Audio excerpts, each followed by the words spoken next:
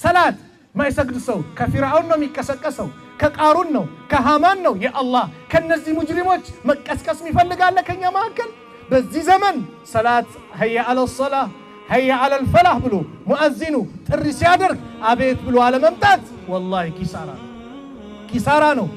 ያለንበት ወቅት ሞቱል ፉጃ ድንገተኛ ሞት በጣም እየበዛበት፣ ትላንት አብረን ነበርን፣ እየተጫወትን ነበረ፣ ማኪያቶ ጠጣን፣ አረ ቀብር ቦታ አብረን ነበርን፣ አረ የሆነ ቦታ አብረን ነበርን እንላለን።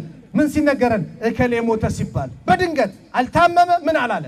ለሞት ህመም አያስፈልገውም፣ ሰበብ አያስፈልገውም።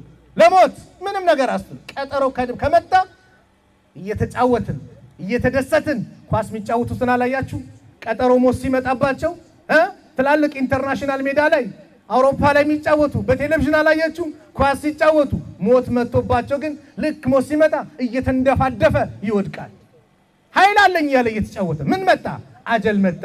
فإذا جاء أجلهم لا يستأخرون ساعة ولا يستقدمون አጀል የመጣ ሰዓት ቃኗ ሰዓቲቷ ወቅቱ የመጣ ሰዓት አንድ ሰዓት ወደፊት አንድ ሰዓት ወደ ኋላ የለም። በዛው ሰዓት አላህ ይዟል።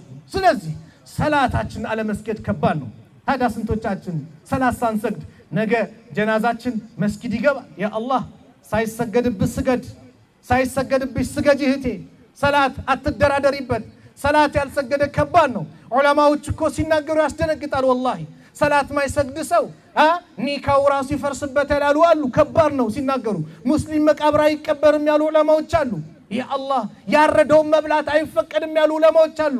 ሰላት አለመስገድ እድሜ ልኩ መታሰር አለበት መገደል አለበት ሚሉ ዑለማዎች አሉ።